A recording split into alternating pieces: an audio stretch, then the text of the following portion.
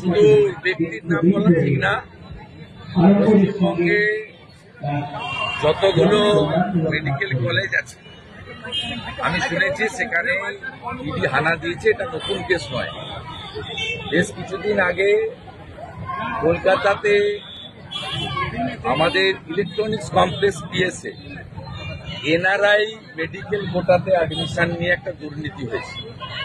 এতে সব medical college যুক্ত পশ্চিমবঙ্গ সরকারের স্বাস্থ্য দপ্তর, ডাইরেক্টর অফ মেডিকেল এডুকেশন, তারা এক্সটার্নাল অ্যাফেয়ার্স মিনিস্ট্রির এনওসি ছাড়া ফ্রড করে 18 সাল থেকে এই ধরনের অ্যাডমিশন করিয়েছেন এনআরআই কোটাতে। এবং এটা কলকাতাতে যে ইলেকট্রনিক্স কমপ্লেক্স পিএস রয়েছে বিধাননগর, সেখানে এফআইআর হয়েছিল। সেই এফআইআর কলকাতা হাইকোর্ট পর্যন্ত গেছে এবং যেহেতু এটাতে সীমা প্রযোজ্য, তাই এনফোর্সমেন্ট ডাইরেক্টরেট আজকে রেড করছে। এটা অনেক আগে হওয়া উচিত ছিল।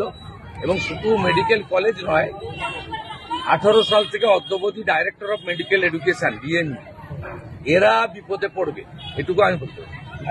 বাকিটা আমি নিয়ে বলবো না, যেহেতু পাস্ট হিস্ট্রিটা জানা আছে এবং কোর্টের অর্ডার বা আমাদের কেস সম্পর্কে।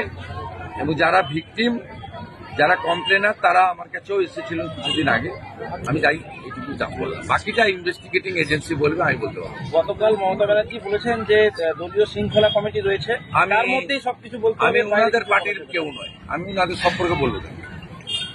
ওনার পার্টিতে শৃঙ্খলা থাকবে কি বিশৃঙ্খল হবে, কিভাবে নিয়ন্ত্রণ করবে, ওটা ওনার নিজের ব্যাপার। ওটা পারিবারিক পার্টি এবং একটা কোম্পানির মালিক ঠিক করবে তার কর্মচারীদেরকে কিভাবে নিয়ন্ত্রণ। তাহলে বেফাস মন্তব্য বারে বারে যারা করছে, আমি ওনাদের পার্টির ইন্টারনাল ম্যাটারে বক্তব্যই রাখবো না, ওটা আমার সাবজেক্ট নয়। বলছি দাদা, আজকে পুরো চেয়ারম্যান, প্রাক্তন চেয়ারম্যান আপনার সঙ্গে আজকে না, উনি ক্ষুদিরাম বসুকে মালা দিতে এসছেন। এতে রাজনীতি খোঁজার কোনো কারণ। আমার সঙ্গে আরো কাউন্সিলর এখানে আছেন, সুশীল দাস আছেন, তাপস দলে গেছে। তাছাড়া এখানে এই যে শহীদ ক্ষুদিরাম বসু যে সংগ্রহশালা বা ইত্যাদি, এইখানকার বিশেষ করে বিশ্বজিৎ রায় ভাই উদ্যোগ নিয়ে করেছেন।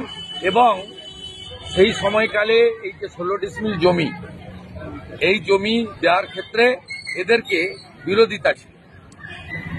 আমি পৌরসভার চেয়ারম্যান ছিলাম, আমরা করেছি। সুবলবাবু আমার তৎকালীন সাথী ছিলেন, আজকেও তিনি বয়সে বড়, আজকেও তিনি ভালো কাজে আমরা আছি। আর ক্ষুদিরাম বসু, মাতঙ্গিনী হাজরা, তাম্রলিপ্ত জাতীয় সরকার, দেশপ্রাণ বীরেন্দ্রনাথ শাসমল, এসব রাজনীতির ঊর্ধ্বে। এতে রাজনীতি খোঁজার কোনো দরকার নেই।